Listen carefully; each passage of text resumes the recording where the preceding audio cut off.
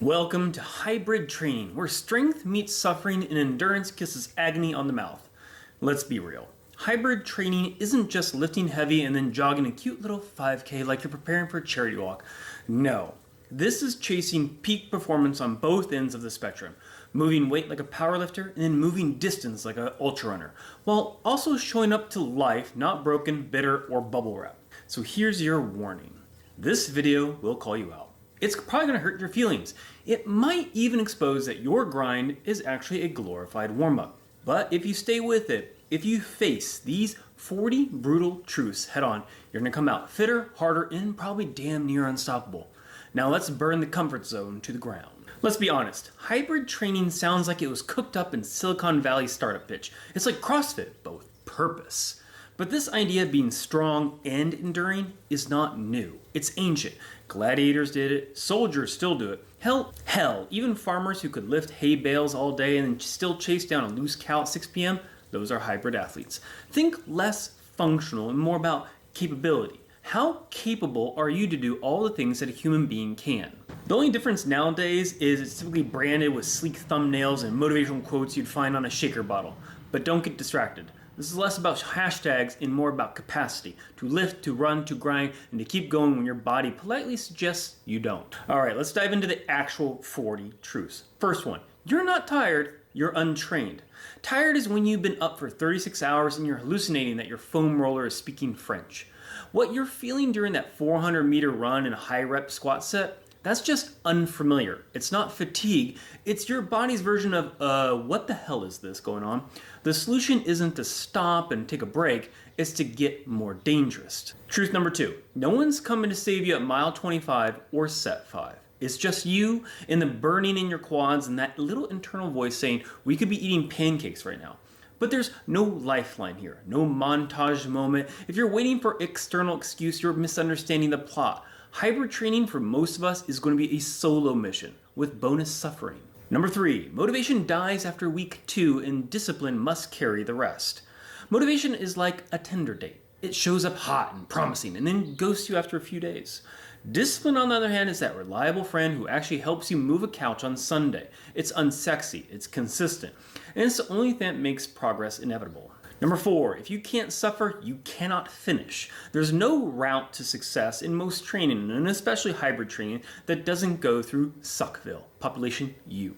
Running hurts, lifting hurts, doing both, well, that's a deluxe pain package. But the good news is if you're willing to suffer a little now, you suffer way less later when it actually counts. Number 5, most people fake effort. You cannot. In most parts of life, you can phone in, half attend a meeting, send a circling back email. But in training, the bar doesn't care. The hill doesn't care. There's no faking it when your lungs are trying to vacate your body. You're either in it or just cosplaying fitness. Number 6, balance is for the weak. You want greatness? It's going to be obsession. Let's unpack the myth of balance real fast. The idea that you can juggle intense strength work, long distance training, social life work, and still sleep like a baby, especially if you have a family with toddlers. Spoiler, you can't. Something always gives. If you want to be extraordinary, you'll need to trade in some normal. Not forever, but long enough to stop being average. Number 7, your excuses sound pathetic to your future self. You ever reread your own texts and cringe? That's how your future self hears your excuses. I was too tired. It was leg day yesterday. Cool. And then in the future, when you're still suck at lifting the same weight and running the same slow miles, that excuse will feel like a punchline and not a funny one. Number 8, you do not need hype music. You need a reason. Your Spotify playlist isn't the problem. You are. When things get quiet, they always do during a brutal workout, you need something stronger than beats. You need a reason that doesn't skip when the Wi-Fi cuts out. Something internal, something honest, something savage. Number 9, the pain you avoid today is the weakness you meet tomorrow. When you back off from hard things today, you're not resting, you're rescheduling failure. That skipped run, that half-assed lift, they're just IOUs that future you gets to cash in during a race or a test or a real-life moment when sort of fit isn't enough. Number 10, you can be strong or you can be comfortable, but not both. Comfort is lovely. It builds softness. Not the good kind, like the supportive partner kind, the bad kind, like crumbling under pressure kind. Strength, Real strength only grows under load. It's inconvenient, it's challenging, and it never shows up when things are easy. You want to be strong? Then you better get good at being uncomfortable. Now we're going to be diving into the truths around strength training. Number 11, you won't hit PRs every week. That doesn't mean you quit. Progress is not linear. It's more like a toddler with a crayon, erratic, unpredictable, occasionally scribbling on your dignity. Not every week will be fireworks. Some weeks just showing up as the win. And if that bothers you, congratulations. You've been sold on the lie of constant progress. This is not Mario Kart. There's no speed boost, just grinding. Number 12, heavy squats after a long run? Welcome to the suck. Yes, your legs are going to be screaming. Yes, you'll feel like a baby giraffe at times. That's the point. Hybrid training is not convenient. It's a performance tax. You're doing hard things on tired legs because races don't care about your split times or your squat schedule. Being useful means being strong even when you're smoked. Number 13, technique beats ego. Stop chasing numbers for clout. We get it. You want the big boy plates. But if your deadlift looks like a drunken scorpion trying to do yoga, those numbers mean nothing. This is training, not an audition for TikTok. Earn the lift with clean form. Respect the movement. Otherwise, you're just getting better at being hurt. Number 14, your CNS is fried? Too bad. You still have to move. Your central nervous system isn't some fragile antique. It's adaptable, but only if you stop treating it like a Victorian child with a fainting couch. CNS fatigue is actually fairly rare. Yes, you might be drained. Yes, you might be slow. But part of the process is also teaching your system how to perform when it doesn't want to. You're not broken. You're building capacity the hard way. There is a difference. Missing lifts. Number 15, missing lifts doesn't mean you're broken. It means you're pushing. If you've never failed a rep, you're not training. You're doing fit cosplay. Missed lifts are data points. They're feedback. They say, hey, this is the edge. Time to sharpen the blade.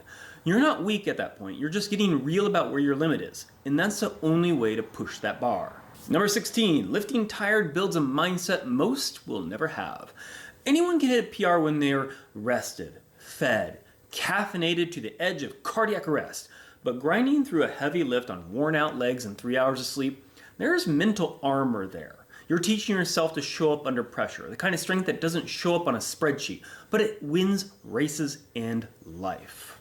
Number 17, if you do not eat enough, you will not lift enough.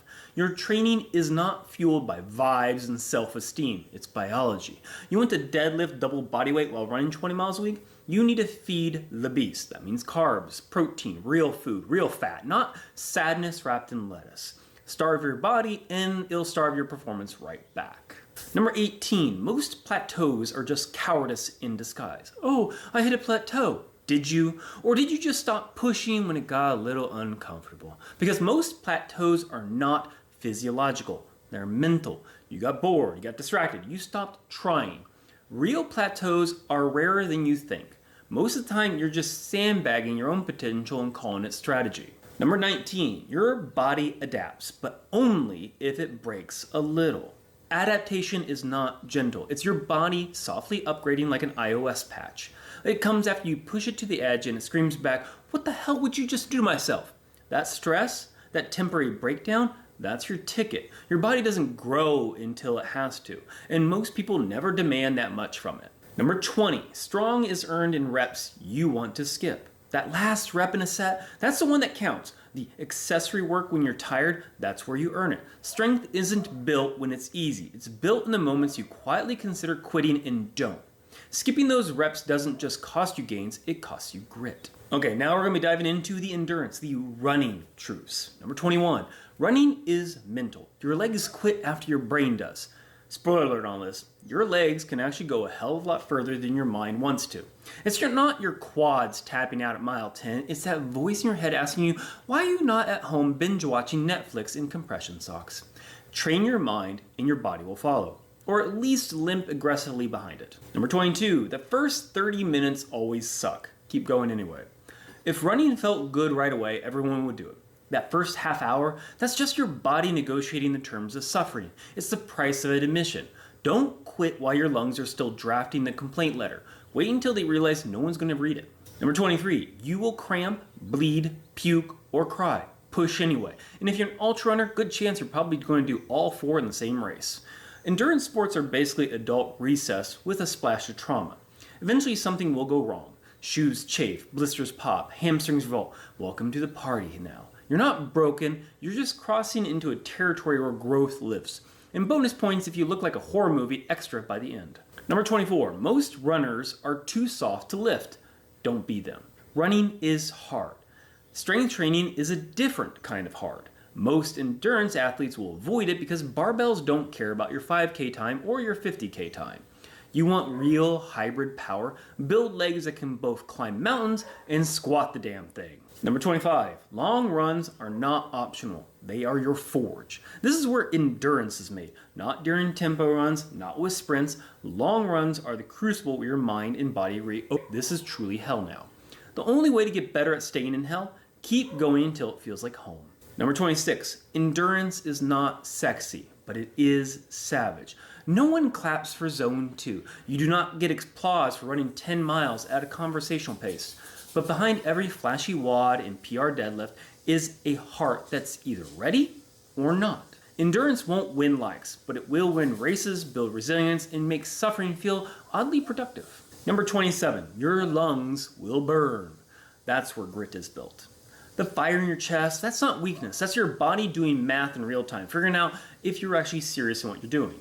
And when you lean into it instead of backing off, that's when you stop being a recreational athlete and start becoming something dangerous. Number 28, zone 2 is king. Stop sprinting every damn session. Not every run needs to feel like a hostage escape. Zone 2 is not lazy. It's strategic suffering. It builds your aerobic engine without constantly setting off "why are we dying" alarm. And if you can't slow down, you'll probably never speed up the right way.